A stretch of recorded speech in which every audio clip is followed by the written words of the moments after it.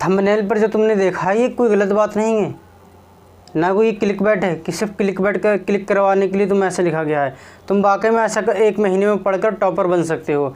तुम वाकई में एक महीने के अंदर अंदर ऑल इंडिया लेवल पर रैंक वन ला सकते हो, बशर्त के जैसे मैं बता रहा हूँ वैसा पढ़ने की तुम कोशिश करो। अपने स्टडी रूटीन में वैसे का वैसे चेंज लेकर आओ। ठीक, तो क्या करना है तुम्हें, कैसे करना है बताता हूँ तुम्हें मैं। सबसे पहले तो split big target into smaller, target into smaller.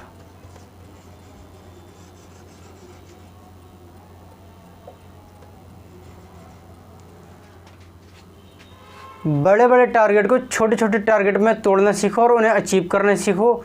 सारे बॉक्सेस टिक करते चले जाओ और देखो तुम परफेक्ट बन जाओगे। कैसे, जैसे मान लो तुम्हें एक महीने के अंदर अंदर 5 चैप्टर करना है। कितने?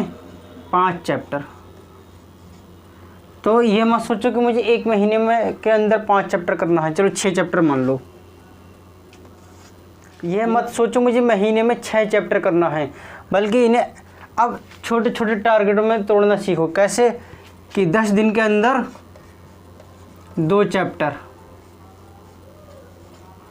और 5 दिन के अंदर 1 चैप्टर। तो अब तुम बाकी के 6 चैप्टर से ध्यान हटा दो।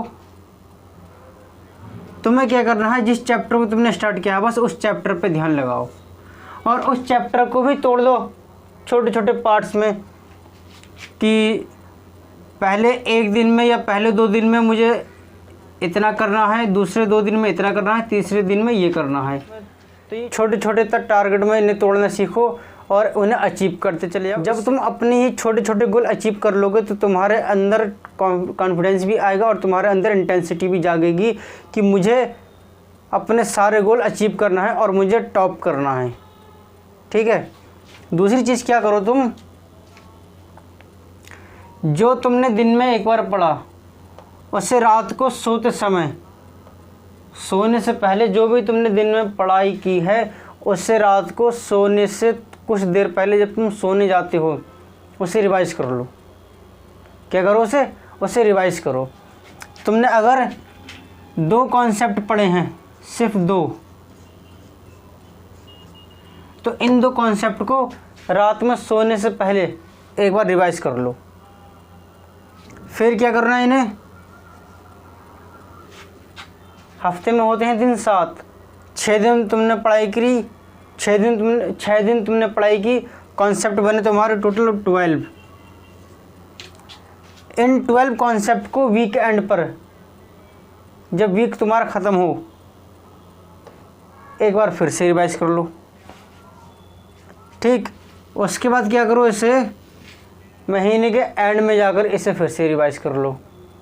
जितने भी तुमने कॉन्सेप्ट महीने भर में पढ़े हैं, इन कॉन्सेप्ट्स को महीने में एक बार फिर से रिवाइज कर लो। क्या होगा इससे, तुम्हें इस तरीके से तुम्हारा कोई भी एक कॉन्सेप्ट 3 बार तुम उसे पढ़ लोगे, बल्कि हो जाएगा 4 बार। कि पहली फर्स्ट टाइम वो जब तुम उसे पढ़ रहे थे, सेकंड टाइम वो जब तुमने रात में उसे रिवाइज़ किया, थर्ड टाइम वो जब तुमने वीक में रिवाइज़ किया, और फोर्थ टाइम वो जब तुमने मंथ के एंड में रिवाइज़ किया। तो साइकोलॉजी कहती है कि अगर तुमने ऐसा कर लिया, 3 बार किसी चीज़ को पढ़ लिया और यहाँ तो 4 बार हो जाएगा, तो ऐसा करने पर तुम्हारा क्या होगा, वो चीज़ तुम्हारे दिमाग में छप जाती है, उसका इम्प्रेशन बन जाता है। ठीक, क्लियर हो रहा है? तो तुम ऐसा करो, इससे तुम्हारा कॉन्सेप्ट, तुम जो एग्ज़ाम टाइम में प्रॉब्लम पड़ती है भूलने की, वो प्रॉब्लम तुम्हें नहीं पड़ेगी और तुम उसे आसानी से एग्ज़ाम टाइम में रिवाइज़ कर लोगे।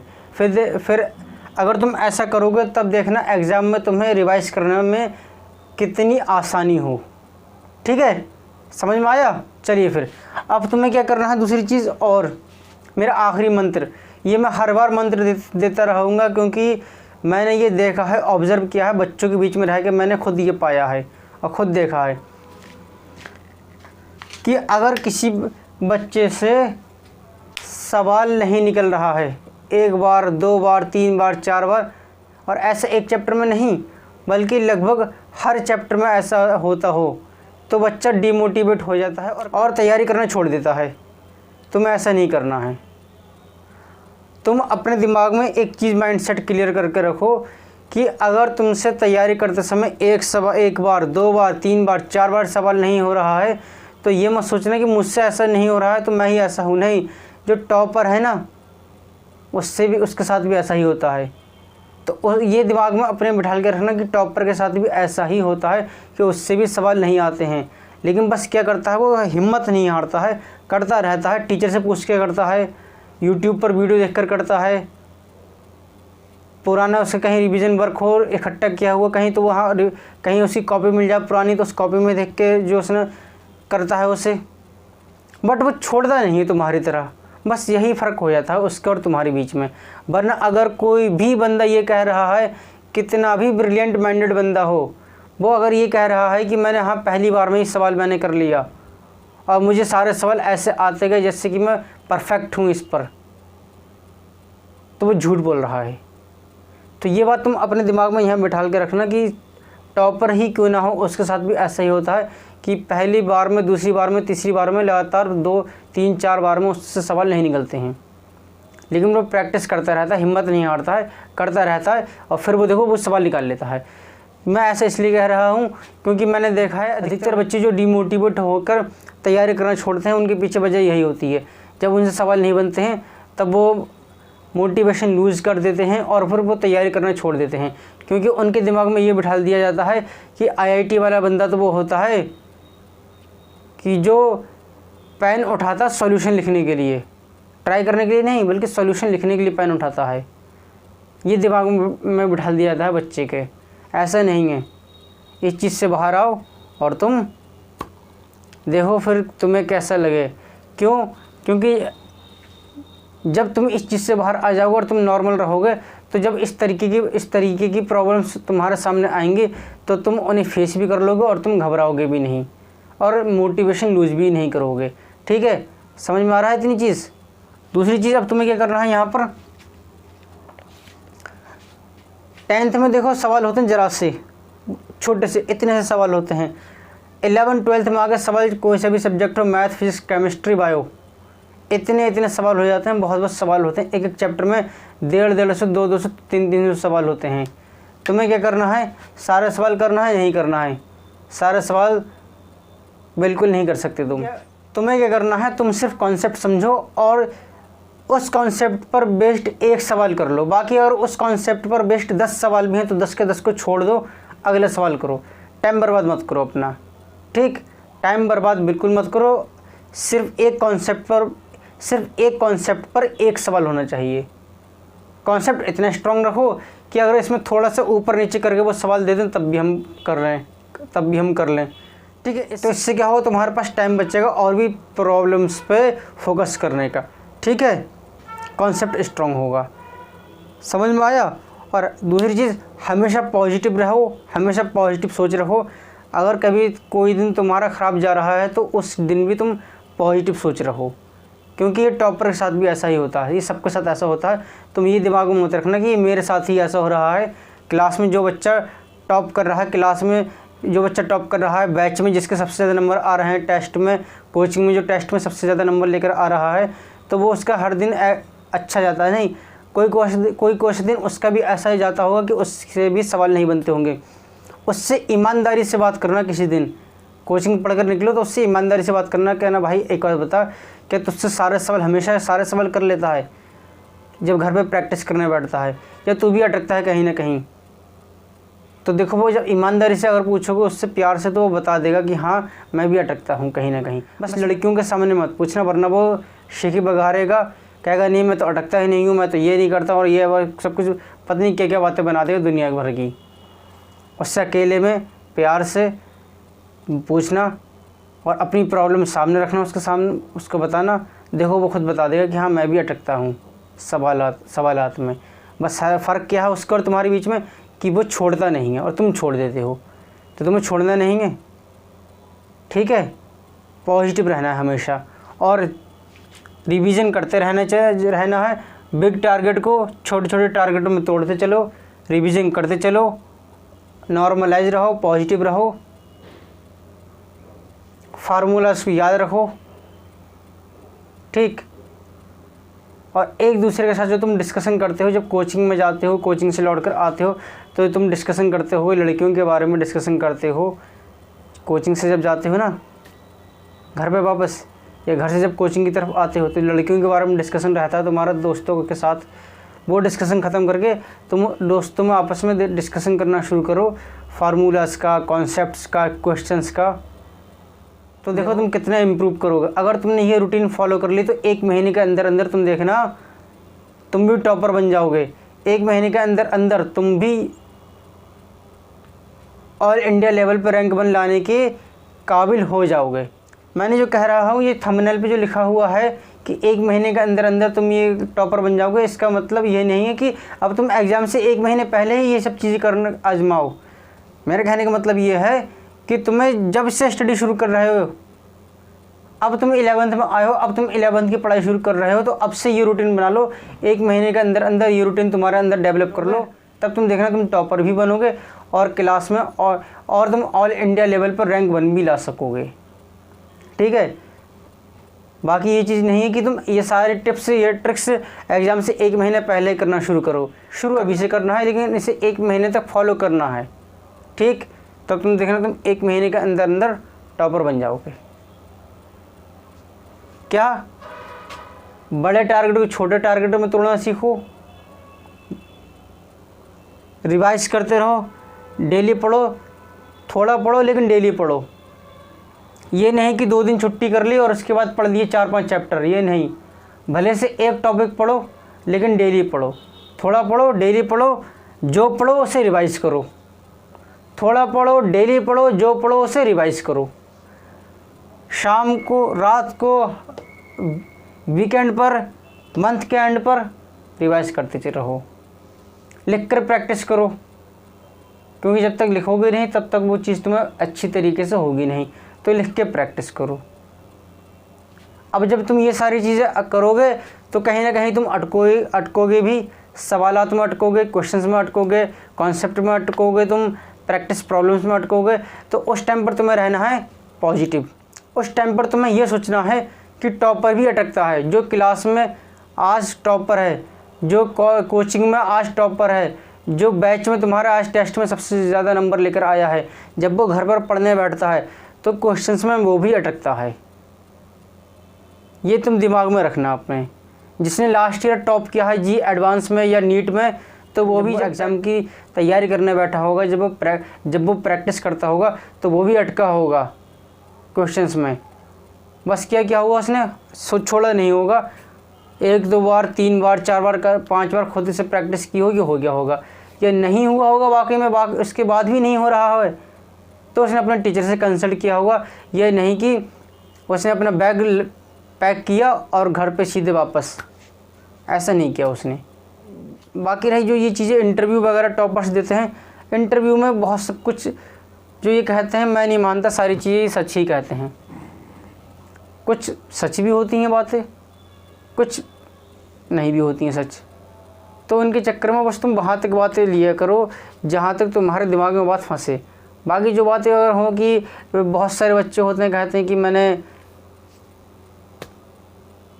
काम करते हुए पढ़ाई करी, कि मैंने डिम लाइट में पढ़ाई की, कि मैंने ये करा, मैंने वो करा, अपने स्ट्रगल की कहानी सुनाते हैं। हाँ स्ट्रगल होता है, मैं ये नहीं कहता स्ट्रगल नहीं होता है, बच्चे करते हैं स्ट्रगल। और बहुत सारे ऐसा एग्जाम्पल भी हमारे सामने जिन्होंने स्ट्रगल करके कामयाबी हासिल की है। लेकिन ऐसे लोग 10% मान सकता हूँ मैं, 90 के 90% लोग ऐसे नहीं हो सकते। तुम इनकी बातों मत पढ़ा करो। तुम टॉपर्स जो इंटरव्यू दिया करें बस उनसे इतना सीखा करो कि उन्होंने बुक्स कौन सी रेफ़र की थी, बस ये। बाकी वो क्या थे, बहुत सारे टॉपर होते हैं, बहुत सारे कहते हैं मैं तो पढ़ता ही नहीं था, बस एग्ज़ाम से पहले मैं कॉपी उठा के देख लिया करता था। बहुत सारे ऐसी बातें करते हैं। बहुत सारे ऐसे होते हैं कहते हैं हमने एग्ज़ाम से 2 महीने पहले पढ़ाई करना शुरू की थी। बहुत सारे ऐसे होते हैं जो कहते हैं हमने 6 महीने पहले पढ़ाई करना शुरू की थी। ऐसा नहीं है, इनकी बातों में बताया करो तुम। कुछ एक आध एग्जाम्पल ऐसे हो सकते हैं, मैं मान सकता हूँ ऐसा एक्सेप्शनल केस, लेकिन हर किसी का ये ऐसा नहीं हो सकता। वरना तो फिर बच्चे 2 साल से 3 साल से मेहनत कर रहे हैं, उनका मेहनत करना तो बेकार है फिर। तो इनके चक्कर में मत पड़ा करो तुम, बस जहाँ तक बात लेने की वहाँ तक बात लिया करो। बुक्स वगैरह का पता देख लिया करो, कौन सी बुक्स इन्होंने रेफ़र की थी, कौन सी बुक अच्छी बुक्स हैं, बस ये देख लिया करो। ज़्यादा बातें मत लिया करो। जितनी बातें वो कहते हैं उनमें बहुत सारी बातें सच भी होती हैं, बहुत सारी बातें वो सिर्फ अपने आप को फेमस करने के लिए भी कहते हैं। मत पड़ा करो उनके चक्कर में। तुम सिर्फ क्या करो, जो भी टीचर तुम्हारे कह रहे हैं, टीचर तुम्हारी जो भी बात कह रहे हैं उस बात को बिल्कुल तुम आँख बंद करके फॉलो करते चले जाओ। क्योंकि कोई टीचर नहीं चाहेगा कि उसका नाम खराब हो कि उससे पढ़ा हुआ बच्चा सिलेक्ट नहीं हो पाया। मैं यहाँ पढ़ा रहा हूँ, तो मैं फिजिक्स पढ़ाता हूँ, मैं नहीं चाहता कि मेरा नाम खराब हो, तो और टीचर कहे चाहेंगे कि उनका नाम खराब हो। मेरी पूरी कोशिश रहती है कि फ़िज़िक्स टर्मिनल से जो भी बच्चा पढ़ रहा है वो एग्ज़ाम में जाकर धमाल कर दे। क्योंकि मैं ये चाहता हूँ कि तुम्हें इतनी वैरायटी के सवाल करा दूँ, तुम्हें इतनी वैरायटी के कॉन्सेप्ट करा दूँ और इतने अच्छे तरीके से तुम्हें फील के साथ तुम्हारे दिमाग में फ़िज़िक्स को घुसेड़ दूँ कि जब तुम एग्ज़ाम में बैठो और एग्ज़ाम से बाहर निकल के आओ तो कहो कि हमने फ़िज़िक्स टर्मिनल से पढ़ा था और फ़िज़िक्स टर्मिनल से पढ़ने के बाद हमने फोड़ दिया। मैं भी यही चाहता हूँ कि मेरे फ़िज़िक्स टर्मिनल का नाम ख़राब ना हो। तो ऐसी सारे टीचर यही चाहते होंगे उनका नाम ख़राब ना हो, हर टीचर यही चाहता है उनका नाम ख़राब ना हो, हर कोचिंग सेंटर यही चाहता है उनका नाम ख़राब ना हो। जितने भी टीचर कोचिंग सेंटर हैं कोई चाहता है कि उनका नाम ख़राब हो। भाई तुम उनसे, अगर उन्होंने तुम्हें क्वालिटी डिलीवर नहीं की तो क्या होगा, 1 साल वो तुमसे पैसे ले लेंगे, लेकिन अगले साल क्या होगा, तुम उनका बाहर जाके तुम माउथ पब्लिसिटी कर रहे हो कि नहीं ये कोचिंग सेंटर अच्छा नहीं है, नहीं ये टीचर अच्छा नहीं है, तो नाम तो उन्हीं का ही ख़राब होगा, रिज़ल्ट तो उन्हीं का ही डाउन होगा। तो इसलिए कोई कोचिंग सेंटर नहीं चाहता, कोई टीचर नहीं चाहता कि वो ऐसा मटेरियल दें, वो ऐसा पढ़ाएं कि बच्चे का सिलेक्शन ही नहीं हो पाए। मैं खुद नहीं चाहता कि मैं ऐसा पढ़ाऊं कि बच्चे का सिलेक्शन ना हो। मैं तो चाहता हूं कि मुझसे पढ़े हुए बच्चे का सिलेक्शन भी हो, नॉलेज भी मिले, फिर सिलेक्शन भी हो उसे। और इसीलिए तुम देखो मेरे लेक्चर लंबे भी हो जाते हैं और मैं पूरा डिटेल में एक्सप्लेनेशन देता हूँ, एक बार नहीं 2-2 3-3 बार समझाता हूँ मैं, जिससे कि तुम्हें अच्छी तरीके से दिमाग में फंस जाए। सवाल बहुत सारे कराता हूँ मैं, DPP भी बना कर देता हूँ मैं। तो कोई टीचर नहीं चाहता, कोई कोचिंग सेंटर नहीं चाहता कि उसका नाम ख़राब हो, कोई टीचर नहीं चाहता उसका नाम ख़राब हो। इसलिए मैं तुमसे कह रहा हूँ कि तुम जिस भी टीचर से पढ़ते हो, जिस भी कोचिंग सेंटर में पढ़ते हो, उसके मटेरियल को, उस टीचर के नोट्स को, उस टीचर के बताए हुए क्वेश्चंस को, उस टीचर के दिए हुए टिप्स को आँख बंद करके ऐसे बस फॉलो करते हुए चले जाओ, सिलेक्शन हो जाएगा। अपना दिमाग लगाया तुमने, बस कहानी ख़राब। किसी और के दिमाग पे चले, कहानी ख़राब। इसलिए ऑनेस्ट मेरी सलाह यही है तुम लोगों के लिए कि टीचर की बात मानते हुए चलो। अब मैं सम अप करता हूँ तुम्हें कि बड़े टारगेट्स को छोटे टारगेट में तोड़ो और उन्हें अकम्प्लिश करो। इससे क्या होगा, तुम्हारा कॉन्फिडेंस बूस्ट अप होगा और तुम्हारे अंदर जो इंटेंशन है, इंटेंशन भी डबल हो जाएगी अपने टारगेट की तरफ तुम्हें बढ़ने के लिए। जुनून पैदा होगा और तुम्हें अच्छा भी लगेगा, पॉजिटिव भी रहोगे इससे। दूसरी चीज़, थोड़ा पढ़ो, डेली पढ़ो, जो पढ़ो उसे रिवाइज करो। रात में करो, हफ्ते में करो, महीने में करो, रिवाइज करो। 4 बार हो जाएगा इस तरीके से। एक बार जब पढ़ोगे, दूसरी बार तब जब रात में रिवीजन करोगे, तीसरी बार तब जब तुम हफ्ते के एंड में रिवीजन करोगे, चौथी बार तब जब महीने के एंड में रिवीजन करोगे। ठीक, इससे क्या होगा, तुम्हारा कॉन्सेप्ट स्ट्रॉन्ग होगा। रिवाइज कर एग्ज़ाम में जब तुम रिवाइज करोगे तो तुम्हें बहुत आसान लगेगा। क्वेश्चंस की प्रैक्टिस करते रहो, मॉक टेस्ट दो, आए हुए सवालों की प्रैक्टिस करो। DPP जो मैं दे रहा हूँ डाउनलोड करके उसे करो। तुम्हारे कोचिंग सेंटर में जो तुम्हें DPP मिलती हूँ उसे करो। तुम्हारे पास जो बुक्स हों, स्टैंडर्ड बुक्स स्टैंडर्ड ही रखना। ऐसी हर बुक मत उठा लेना। ये नहीं कि सारी तुम कोई सी भी बुक उठा लो, स्टैंडर्ड बुक्स उठाना। ठीक, समझ में आई इतनी बात? स्टैंडर्ड बुक्स उठाना अगर तुम कोचिंग में नहीं जाते हो, और फिर उन्हें रिवाइज करते हुए चलना, तुम उन्हें पढ़ना। अब क्या होता है, 10th में सवाल होते हैं इतने से, 11 12th में आ जाते हैं इतने इतने सवाल, एक एक चैप्टर में 150 200 सवाल होते हैं। सारे नहीं करना है तुम्हें, सारे करने की भूल भी मत करना, एक ही चैप्टर में अटके रह जाओगे। सिर्फ क्या करो, कॉन्सेप्ट को पकड़ो और एक कॉन्सेप्ट पर एक सवाल करो, आगे उस कॉन्सेप्ट पर बेस्ट अगर 10 सवाल में तो 10 के 10 को छोड़ दो, लेकिन कॉन्सेप्ट इतना स्ट्रांग रखना होना चाहिए तुम्हारा कि वो 10 सवाल छोड़ने पर एग्ज़ाम में अगर कोई सा भी सवाल आ जाए उसी कॉन्सेप्ट पर बेस्ट बस थोड़ा सा इधर उधर तो तुम कर लो। बाकी तुम हल्की फुल्की दिक्कत अगर लग रही है तो 1 नहीं 2 कर लो उस कॉन्सेप्ट पर बेस्ट, 3 कर लो, सारे मत करने बैठ जाओ। ठीक, समझ में आई। फिर क्या बताया मैंने, पॉजिटिव रहो। पॉजिटिव कैसा, पॉजिटिव इन द सेंस कि अगर तुमसे कोई सवाल करते समय जब तुमसे सवाल नहीं हो रहा है, और ये मोस्ट इम्पोर्टेंट पॉइंट है, किसी एक सवाल नहीं हो रहा है, कोई पूरे के पूरे 5-6 सवाल 10 सवाल से या सारे सवाल नहीं हो पा रहे हैं, 1-2 चैप्टर 2 चैप्टर 3 चैप्टर में तुम ये प्रॉब्लम फील कर रहे हो, 1 सब्जेक्ट 2 सब्जेक्ट 3 सब्जेक्ट सभी सब्जेक्ट में ये प्रॉब्लम फील कर रहे हो, तो मोटिवेशन लूज़ नहीं करनी है। Don't lose your motivation. बस एक बात दिमाग में रखना कि जो टॉपर है, जो आज टेस्ट में 100 आउट ऑफ 100 मार्क्स लेकर आया है, जो पिछले साल एडवांस में या नीट में रैंक 1 आई है जिसकी, वो भी पढ़ते समय सवालों में अटका करता था और इसी तरीके से अटका करता था जैसे मैं अटकता हूँ। क्योंकि हर बिगिनर क्या होता है, शुरुआत में अटकता ही अटकता है। वो बिगिनर ही क्या जो शुरुआत में अटके नहीं, ठीक है। तो हर बिगिनर अटकता है, तो इसलिए तुम्हें मोटिवेशन लूज़ नहीं करनी है।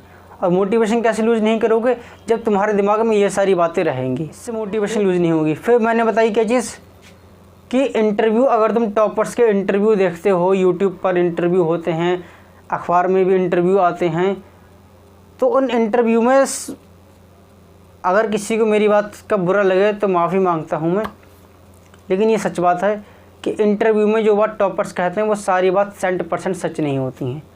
कुछ वो मिलाकर भी कहते हैं, कुछ वो अपनी तरफ से भी उसमें एक्सटेंशन कर देते हैं। तुम ही कल को टॉपर बन जाओगे तो तुम भी यही बोलोगे, तुम भी बहुत बड़ा चढ़ाकर बोलोगे। तो उनकी सारी बातें नहीं, जहाँ तक बातें तुम्हारे दिमाग में फंसे बस वहाँ तक बातें लो। जैसे बुक्स उन्होंने कौन सी रेफ़र की थी, ऐसी बुक्स के लिए देख सकते हो, ठीक है।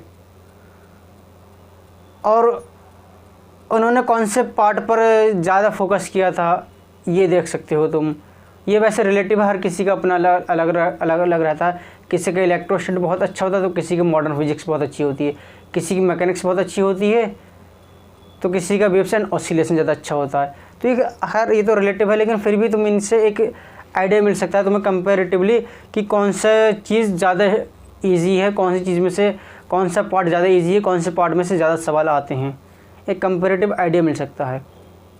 बाकी जो ये बोलते हैं, कोई बोले अगर मैं 1 महीने पहले पढ़कर एग्ज़ाम में टॉप कर लिया, कोई बोले कि मैंने 6 महीने पहले से पढ़ाई करना शुरू की थी, तो इसमें सारे के सारे लोग सच नहीं बोलते हैं। हाँ, 2-3 बंदे ऐसे हो सकते हैं जिन्होंने ऐसा करके वाकई में टॉप किया हो, वाकई में एग्ज़ाम क्रैक किया हो, लेकिन सारे ऐसा बोलें ये पॉसिबल नहीं है।